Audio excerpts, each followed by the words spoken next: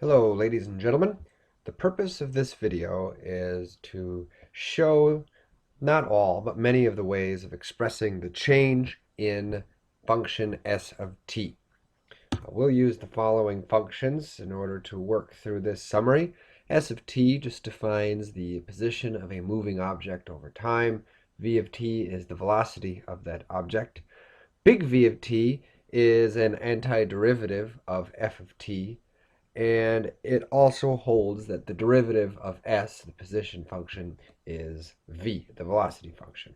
In all of the examples that we will use this general quadratic function as an example of a position function, and we'll use this linear function, which turns out to be the derivative of the previous quadratic function, as our velocity function.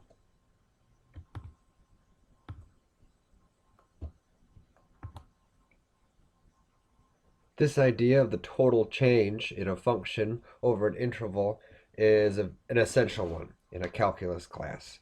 And there are many different ways to describe this one. First and foremost, we'll be talking about the total change in s of t from x equals a to x equals b. The first way to describe this is just using different notation. Delta s of t over the interval a, b. These two things mean the same thing, but they are just expressed in different ways. The most direct way to express the total change in s of t from a to b is by s of b minus s of a. We can take a look at what this looks like on a graph of s of t.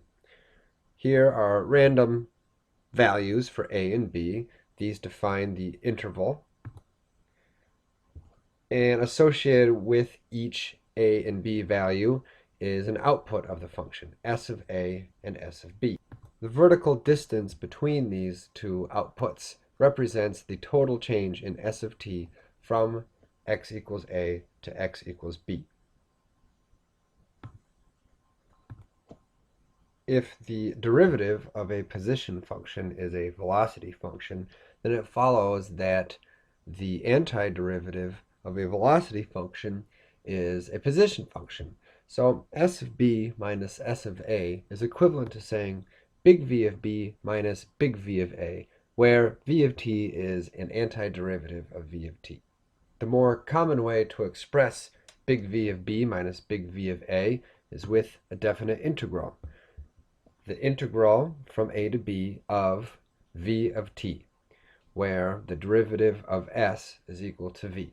The definite integral can be understood geometrically in terms of the area under a graph. The definite integral from a to b of v of t is equivalent to the area under the v of t graph on that interval. We can get a sense of what this looks like by taking a look at the graph of v of t, which is the derivative of s. Again, we choose an interval over which to integrate, and the vertical lines through the endpoints a and b serve to contain the area under the graph. This area is equal to the definite integral of v of t from a to b. All five of these expressions or ideas all represent the same thing. They all represent the total change in s of t from a to b. Not only that, but they all represent exact values. We've also talked a little bit about how to approximate this value.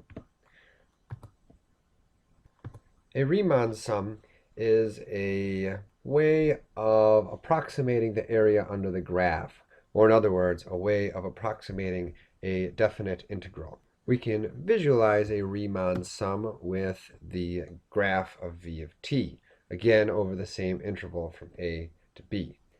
The yellow lines in this graph represent the bounds of the area under the graph, and the red lines are random dividers that divide this interval into four separate intervals. It's not necessary that the intervals of a Riemann sum be equal, although oftentimes they are.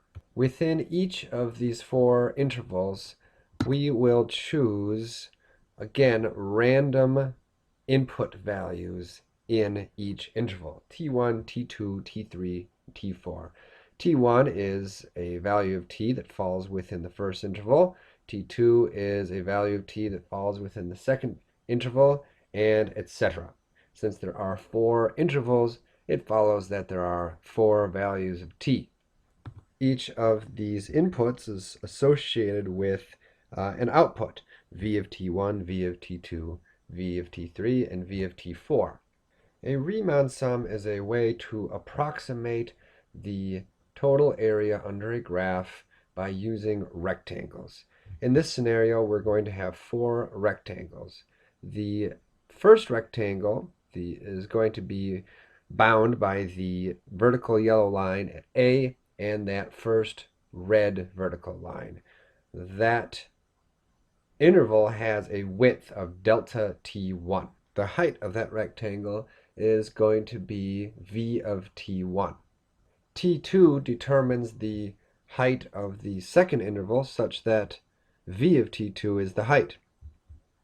We can call the width of that second rectangle delta t2, where delta t2 is equal to the horizontal distance between the first 2 red vertical lines. T3 and T4 also determine specific heights for those respective intervals, and the result is a collective area, the area of 4 separate rectangles, which together do a fairly good job of approximating the total area under the graph, under the linear graph v of t, from A to B. This is just one example of a Riemann sum with 4 intervals.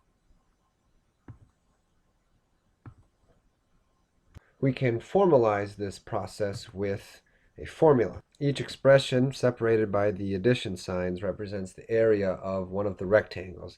The first rectangle had a height of v of t1 and the width was delta t1. The second rectangle's height was determined by v of t2 and it had its own width.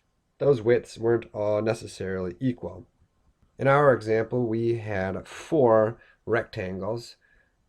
In other words, we had 4 intervals. That's what this n represents. N is the number of intervals. A Riemann sum can have any number of intervals, but the more intervals that you use, the better the approximation will be. It follows that in our last example, when n equaled 4, this last expression would be v of t4 times delta t4. Again, this is an approximation. This is not an exact answer or an exact value for the area under a graph, but if we think of this sum in terms of a limit, then we can make it into an exact value. As if we think about n going off towards infinity or tending towards infinity, we can think about how those rectangles in the previous examples will get skinnier and skinnier and skinnier as we try to squeeze more and more and more rectangles into that interval from A to B. If we chose n to be 1 billion, that would translate into 1 billion very skinny rectangles between A and B. But it follows that if we tried 1,000,000,001 rectangles, that might be just a little more accurate, but probably not by very much. The limit of this sum then is no longer just an approximation. This qualifies as an exact value equivalent to all the other expressions on this list, including the definite integral and s of b minus s of a. We will finish this summary by talking about 2 specific types of Riemann sums. The first is called a left-hand sum. In a left-hand sum, the interval from A to B is separated into equal intervals. Each of these intervals has an identical width, which we can simply call delta t. The 4 subintervals created here are created by 5 values of t. The first value of t is at A. we can call that value TO or T0. The next one we can call T1, then T2, T3, and the last value of T corresponds with B, which is the end of our interval. We can call that T4. Now, in our first Riemann sum example, we just chose random values of T that fell somewhere within each of these subintervals.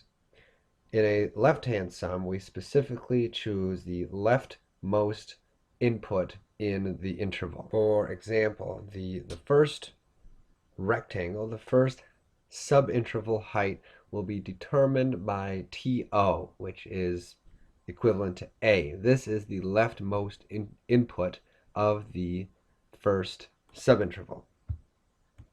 The second of the four subintervals will be determined, the height of the second subinterval will be determined by T1. The height of the third subinterval will be determined by T2, and the height of the last subinterval will be determined by T3.